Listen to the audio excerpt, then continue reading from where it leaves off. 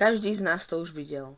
Prídeš na server, chceš si len tak zahrať, ale hneď ťa privíta obrovský svietiaci nápis Kúp si VIP, kúp si kľúče, kúp si umban. Väčšina majiteľov CZSK serverov vám povie, že tieto peniaze idú na prevádzku a podporu komunity. Ale zamysleli ste sa niekedy nad tým, kde tie peniaze končia v skutočnosti? A čo sa stane, keď server zájde až príliš ďaleko a poruší oficiálne pravidlá samostatného Minecraftu? Dnes sa pozrieme na jeden konkrétny prípad.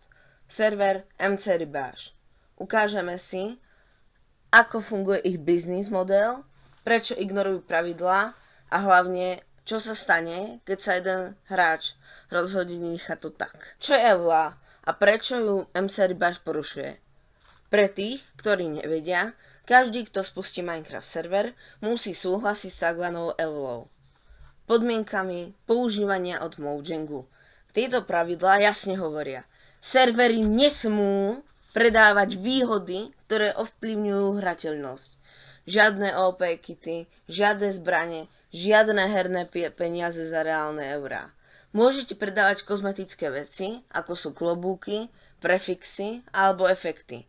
Ale nesmiete z hry spraviť pay to win. Teraz sa pozrime na MC Rybáš. Čo tu nájdeme? Ranky, VIP, Premium, Premium Plus, skiny, letná sezóna, boostery a tak. Ale pri rankoch sa zastavíme.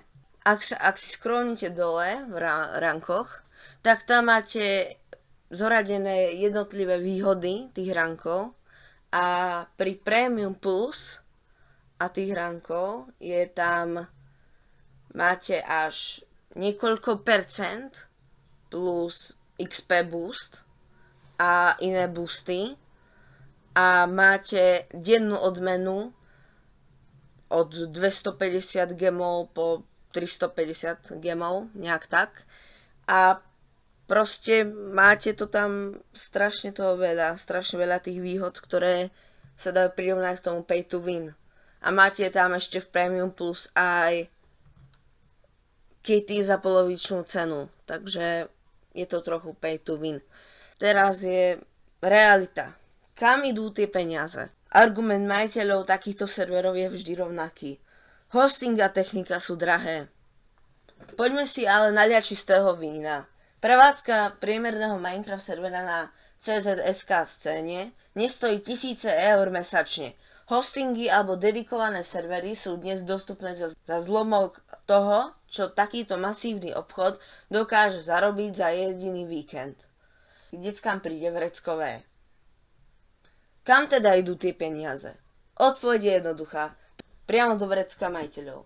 Je to zisk a riskujú, že server jedného dňa proste skončí na čiernej listine. A presne kvôli tomu som sa rozhodol konať.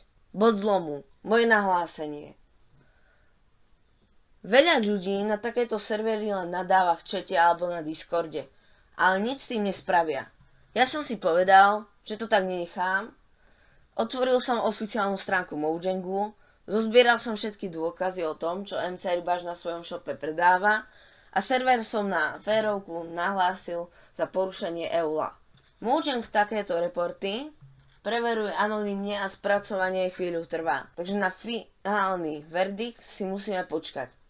Ak sa ale potvrdí, že podmienky ignorujú, server môže skončiť na oficiálnej čiernej listine. To by znamenalo, že Mojang zablokuje ich IP adresu a na server sa už nikto nikdy nepripojí. Záver, ako to celé dopadne, dostane MC Rybáš stopku, alebo im to prejde. Situáciu budem pre vás sledovať a hneď, ako sa niečo zmení, alebo ak server z ničoho nič vypadne, dám vám vedieť v ďalšom videu. Napíšte mi do komentárov, čo si myslíte vy. Zasiahne podľa vás Mojang? Ak nechcete zmeškať rozúzlenie tohto prípadu, určite hoďte odber a like. Nech vám to neújde. A zostaňte naladení, pretože hneď po tomto sa na mojom kanáli chystá niečo úplne iné a obrovské. Trailer na môj nový Minecraft vojnový film. Máte sa na čo tešiť. Čau!